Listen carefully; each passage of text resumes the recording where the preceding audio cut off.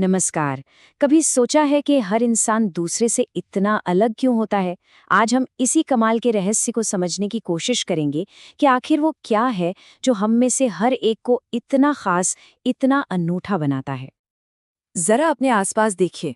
दोस्त, परिवार, साथ काम करने वाले लोग, कोई भी दो लोग एक जैसे नहीं हैं। हम सब दुनिया को अपने अपने खास नजरिए से देखते हैं।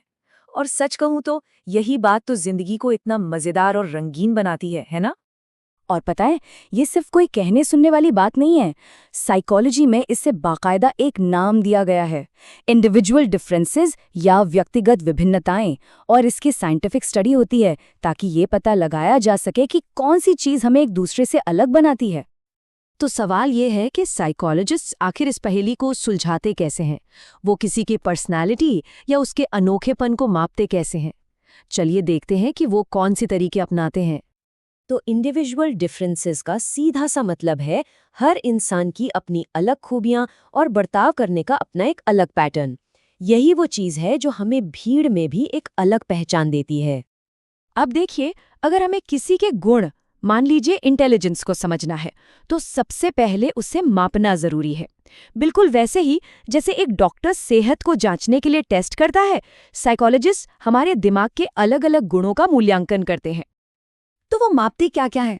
अरे बहुत कुछ, जैसे कि हमारी सीखने की क्षमता यानी इंटेलिजेंस, भविष्य में हम क्या सीख सकते हैं यानी एप्टीट्यूड, हमें क्या पसंद है मतलब हमारा इंटरेस्ट, हमारा बर्ताव कैसा है यानी पर्सनालिटी, और हमारे लिए क्या चीज़ें मायने रखती हैं यानी हमारी वैल्यूज़। और इन चीज़ों को मापने के लिए उनके पास कई टूल्स हैं या कह सकते हैं तरीके हैं, जैसे कि कुछ स्टैंडर्ड साइकोलॉजिकल टेस्ट्स, इंटरव्यूज़, किसी एक इंसान पर गहरी केस स्टडी, लोगों को उनके नेचुरल माहौल में ऑब्जर्व करना, या फिर कभी-कभी सीधे उन्हीं से उनके बारे में पूछना। इन सभी दिलचस्प गुणों में से चलिए एक पर फोकस करते हैं जिसने हमेशा से ही सबको अपनी ओर खींचा है, इंटेलिजेंस यानी बुद्धि। इंटेलिजेंस की स्टडी के शुरुआती दिग्गजों में से एक थे अल्फ्रेड बिने।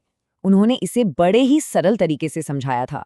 उनके हिसाब से इंटेलिजेंस का मतलब है सही फैसले लेने, चीजों को ठीक से समझने और सही ढंग से तर्क करने की क्षमता। बस यही थी इंटेलिजेंस। और बिने के इसी विचार से जन्म हुआ वन फैक्टर थियोरी का। मतलब ये आइडिया कि इंटेलिजेंस बस एक सिंगल जनरल एबिलिटी है। लेकिन जैसा कि हम सब जानते हैं, साइंस कभी एक जगह नहीं रुकता।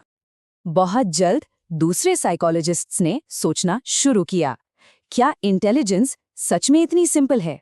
क्या ये सिर्फ एक ही चीज हो सकती है या इसमें और भी बहुत कुछ छिपा है? और फिर कहानी में एक बड़ा मजेदार मोड़ आया। चार्ल्स स्पीयरमैन ने अपनी टू फैक्टर थ्योरी पेश की। उन्होंने कहा कि हाँ, एक जनरल इंटेलिजेंस या जी फैक्टर तो होता है जो हमारे हर काम पर असर डालता है, लेकिन साथ ही हमारे अंदर कुछ स्पेसिफिक एबिलिटीज यानी एस फैक्टर्स भी होती हैं, जैसे किसी की म्यूजिक में तो किसी की मैथ्स में। ये एक बहुत बड़ा कदम था, लेकिन इससे एक नया सवाल भी खड़ा हो गया। क्या बात सिर्फ दो हिस्सों की है या ये पहेली इससे भी कहीं ज्यादा बड़ी और उलझी हुई है? और फिर लुइस थर्स्टन के आने से कहानी और भी दिलचस्प हो गई। उन्होंने कहा, दो क्यों, सात हैं।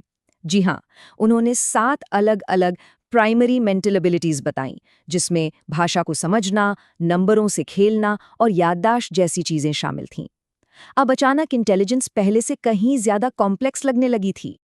और जब लगा कि बात इससे ज्यादा कॉम्प्लेक्स नहीं हो सकती, तब मैदान में आए जेपी गिलफोर्ड, और उन्होंने तो पूरा नज़ारा ही बदल दिया। उनके मॉडल के हिसाब से तो इंटेलिजेंस के 180 अलग-अलग हिस्से हो सकते हैं। 180! जरा सोचिए हमारे दिमाग की बनावट कितनी कमाल की है। तो इन सभी नंबर्स और थ्योरीज का आखिर मतलब क्या है? देखिए, ये सिर्फ किताबी बातें नहीं हैं। ये सब असल में हमारे अपने दिमागी ब्लूप्रिंट को समझने और उसकी सराहना करने के बारे में है। यहाँ एक बात याद रखना बहुत जरूरी है। इन थ्योरीज का मकसद लोगों पर स्मार्ट या कम स्मार्ट का ठप्पा लगाना बिल्कुल नहीं है। ये तो हमें ये दिखाने के तरीके हैं कि इंटेलिजेंस कितने अलग अलग रूपों में हमारे सामने आती है। और ये कहानी यहाँ खत्म नहीं होती। आज के दौर के साइकोलॉजिस्ट जैसे कि हावर्ड गार्डनर मल्टीपल इंटेलिजेंस की बात करते हैं, जिसमें म्यूजिकल, बॉडीली और यहाँ तक कि सोशल इंटेलिजेंस भी शामिल है। ये हमारी काबिलियत की अनगिनत वैरायटी का जश्न मनाने जैसा है। तो ये सब हमें एक बहुत बड़े और अहम सवाल पर लाकर खड़ा कर देता है। अगर इंटेलिजेंस के इतने सारे रूप हैं, तो क्या कोई एक स्टैंडर्ड आईक्यू टेस्ट सच में किसी की पूरी क्षमता को माप सकता है? ये एक ऐसा सवाल है जिस पर आज भी एक्सपर्ट्स बहस करते हैं, और ये हमें भी सोचने पर मजबूर करता है ना।